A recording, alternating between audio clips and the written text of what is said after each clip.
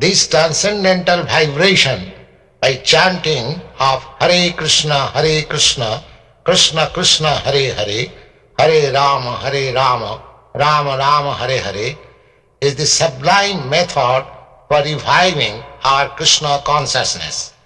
As living spiritual soul, we are all originally Krishna conscious entities, but due to our association with matter from time immemorial, our consciousness is now polluted by material atmosphere.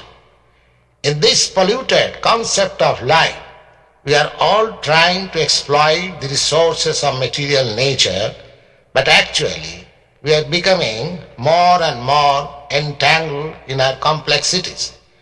This illusion is called Maya, or hard struggle for existence, for winning over the stringent laws of material nature.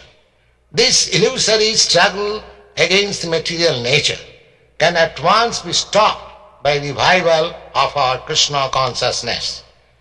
Krishna consciousness is not an artificial imposition on the mind. This consciousness is the original energy of living entity. When we hear the transcendental vibration, this consciousness is revived, and the process is recommended by authorities for this age.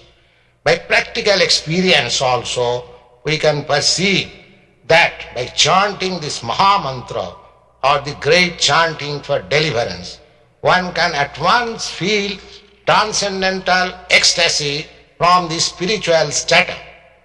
When one is factually on the plane of spiritual understanding, surpassing the stages of sense, mind and intelligence, one is situated on transcendental plane. This chanting of Hare Krishna, Krishna Krishna, Hare Hare, Hare Rama, Rama Rama, Hare Hare, is directly enacted from the spiritual platform, surpassing all lower status of consciousness, namely sensual, mental and intellectual. There is no need of understanding the language of the mantra, nor there is any need of mental speculation, nor any intellectual adjustment for chanting this Maha mantra. It springs automatically from the spiritual platform, and as such, anyone can take part in this transcendental sound vibration without any previous qualification and dance in ecstasy. We have seen it practically. Even a child can take part in the chanting, or even a dog can take part in it. The chanting should be heard from the lips of a pure devotee of the Lord, so that immediate effect can be achieved. As far as possible, chanting from the lips of non-devotee should be avoided, as much as milk touched by the lips of a serpent causes poisonous effect. The word Hara is the form of addressing the energy of the Lord. Both Krishna and Rama are form of addressing directly the Lord, and they mean the highest pleasure eternal. Hara is the supreme pleasure potency of the Lord. This potency, when addressed as Hare, helps us in reaching the supreme Lord.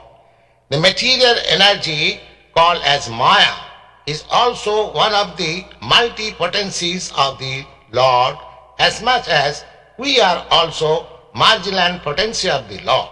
The living entities are described as superior energy than matter.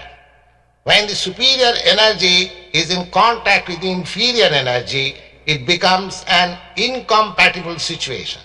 But when the supreme marginal potency is in contact with spiritual potency, Hara, it becomes the happy, normal condition of living entity.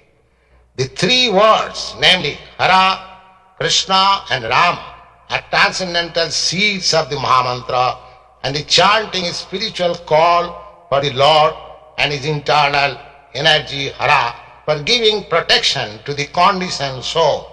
The chanting is exactly like genuine cry by the child for mother. Mother Hara helps in achieving the grace of the Supreme Father Hari or Krishna, and the Lord reveals himself to such sincere devotee. No other means, therefore, of spiritual realization is as effective in this age as chanting the Maha mantra Hare Krishna, Krishna Krishna, Hare Hare, Hare Rama, Rama Rama, Hare Hare.